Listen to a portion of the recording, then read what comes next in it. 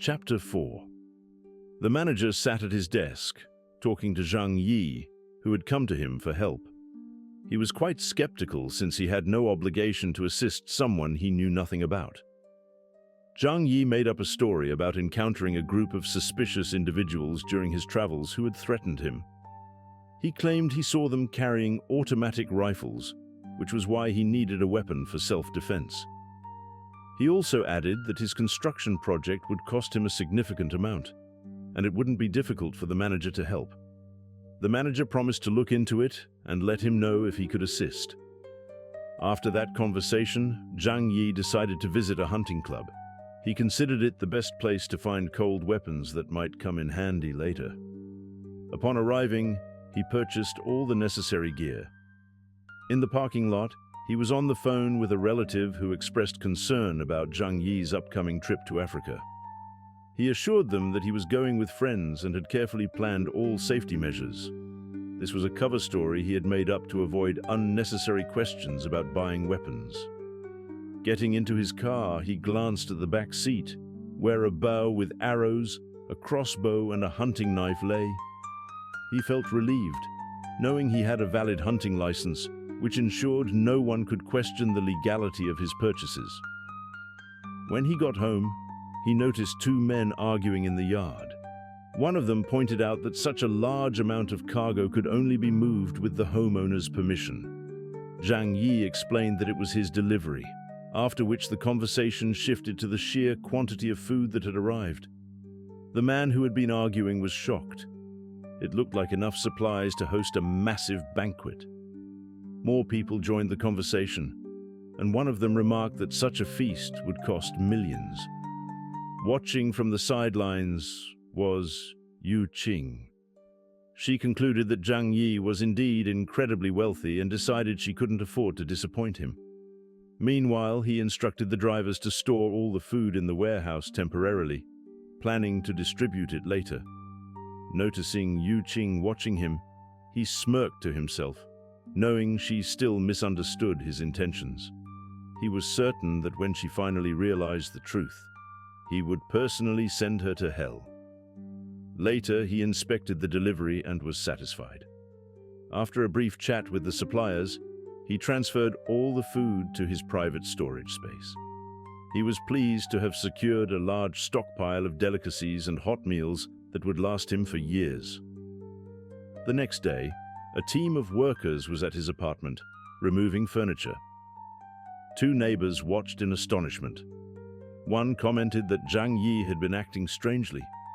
Just days ago, he had bought 3 full carts of groceries at the supermarket. The other speculated that he might be preparing for the end of the world.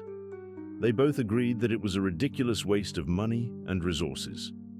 At that moment, Zhang Yi received a message from the security manager. It said that in 3 days, the item he needed would be available, though at a very high price. He replied that money wasn't an issue as long as it was worth it.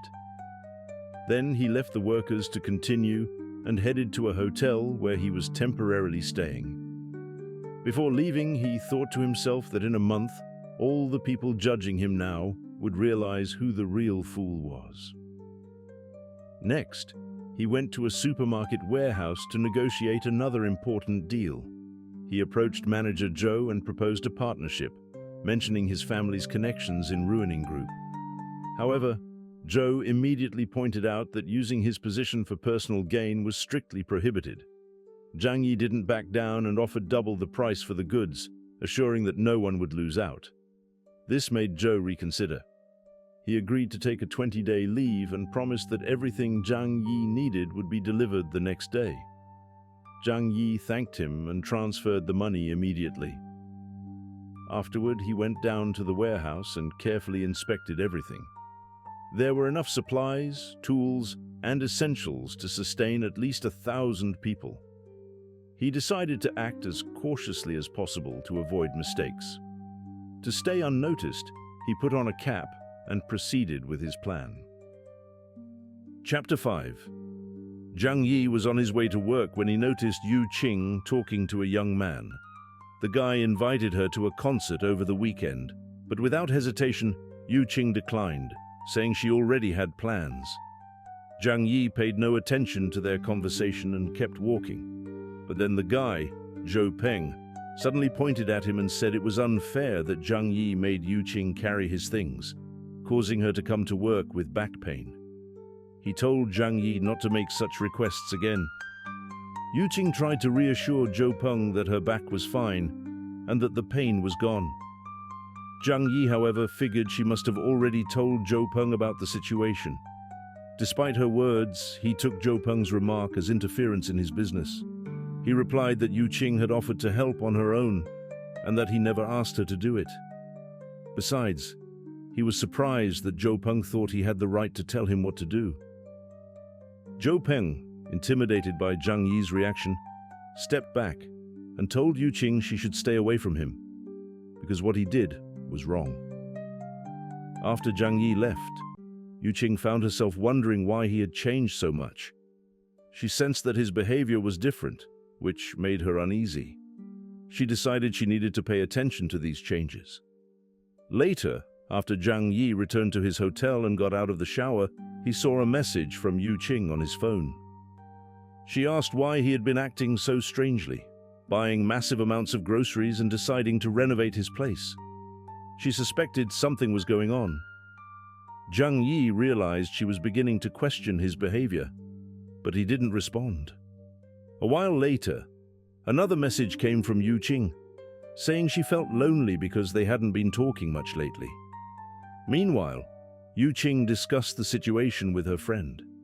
She was frustrated that Zhang Yi wasn't even responding to her attempts to reach out.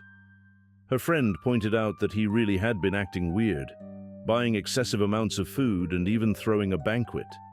She speculated that he was preparing for something that looked like the end of the world. Yu Qing started wondering if that could be true. Maybe Zhang Yi actually knew something about the future and was preparing for it.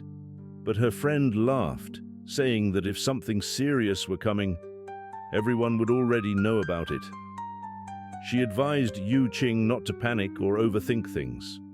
A week later, Zhang Yi held his new weapon in his hands and felt more confident in his decisions. He was satisfied with its quality, even though it had been quite expensive. He believed it would give him a sense of security when things got serious. He barely had time to admire his new purchase when he heard a knock at the door.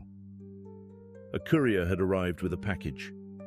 Zhang Yi signed the paperwork and thought to himself that now, in addition to weapons, he also had a first aid kit for emergencies. He was ready for anything. The courier asked if he needed any more help, and Zhang Yi, smiling, asked him to help carry a few more things. Just then, he received a message saying that the construction of his shelter was complete and that he could come inspect the work. Zhang Yi decided to head there and offered the courier a ride. When he arrived at the site, he was impressed by the quality of the work. The bunker had been built to the highest standards. The company manager explained that the walls were reinforced with thick 200mm steel plates, the ventilation system could filter toxic gases, and the heating system provided 99.5% efficiency. They had also upgraded the insulation based on architectural designs from an Arctic Research Institute. All windows were made of bulletproof glass, which was even stronger than the metal used for the shelter itself. Additionally, over 300 surveillance cameras had been installed, ensuring complete monitoring of every floor and maximizing security. Zhang Yi was pleased with the company's work. He felt confident that he had made the right choice by preparing for any danger that might arise in the future. Chapter 6. Zhang Yi was at his house, shaking hands with the construction company manager who had built his shelter. He expressed his satisfaction with the results, and the manager assured him that the shelter would fully meet his expectations. As he saw the man off, Zhang Yi thought to himself with disdain that, unfortunately, the manager probably wouldn't get the chance to test its effectiveness. His chances of survival were slim. He stepped onto the balcony and looked down at the yard, where a large truck had pulled up. Workers were unloading the last batch of supplies, a massive quantity of bottled water. He knew that during a survival situation, water was both the scarcest and most essential resource. Curious neighbors had gathered nearby, watching the scene and animatedly discussing Zhang Yi's actions. Some recalled that just days ago, workers had brought in massive steel plates, each at least 10 centimeters thick. One man speculated that Zhang Yi was building a real bunker, like in the movies. Others thought his behavior was strange, especially with such an excessive stockpile of water. One skeptical neighbor pointed out that the city had no water supply issues, so there was no reason to worry about storing so much. However, among the crowd, someone decided to find out the reason behind all this. A man everyone called Uncle Yu approached Zhang Yi and asked why he needed so much water, adding that if he needed help, he was always willing to lend a hand. Zhang Yi hesitated for a moment, recalling that in the past, this man had given away his last supplies to a starving mother and child, ultimately dying as a result. He was also one of the few who had always treated Zhang Yi well. Leaning in slightly, Zhang Yi whispered to Uncle Yu that this year's temperatures would be abnormally low. He assured him that he had reliable information about an extremely harsh winter ahead, so it would be wise to stock up on food and water before prices skyrocketed. Uncle Yu considered his words and asked how accurate the information was. In response, Zhang Yi gestured toward his own preparations and told him that if he didn't want to buy large amounts, he should at least stock up on instant noodles and bottled water. Uncle Yu agreed. It wasn't a big deal for him since he lived alone. Their conversation was interrupted by another neighbor who eyed Zhang Yi with suspicion, believing he was just trying to drag others into something. However, Uncle Yu stood up for him, saying he trusted Zhang Yi. Zhang Yi, on the other hand, simply noted to himself that his job was only to warn people. Whether they believed him or not was up to them.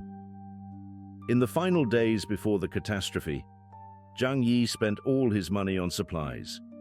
He also trained his body, improved his shooting skills, and studied firearm handling. He was preparing for the inevitable. The countdown was nearing its end. 20 days left, 10, 5. During this time, he allowed himself to enjoy a luxurious life, visiting restaurants, tasting exquisite dishes, while simultaneously continuing to stockpile supplies and refine his survival skills. When there were only 3 days left, he decided to arrive at work early to avoid suspicion. At the same time, he devised a plan to add a sedative to the tea he would offer the workers. The decisive day arrived. He approached a group of workers with a tray of tea and warmly asked if they were feeling tired. Offering them a hot drink, he noted that on such a cold day, a short break wouldn't hurt.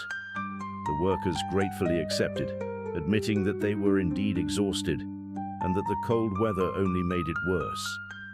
Zhang Yi, meanwhile, simply thought to himself that the sedative would take effect in about 30 minutes. When the time passed, he walked into the room and saw that all the workers were sound asleep, some on the floor, others slumped in chairs. This was the moment he had been waiting for. Now he could take everything he needed without any interference.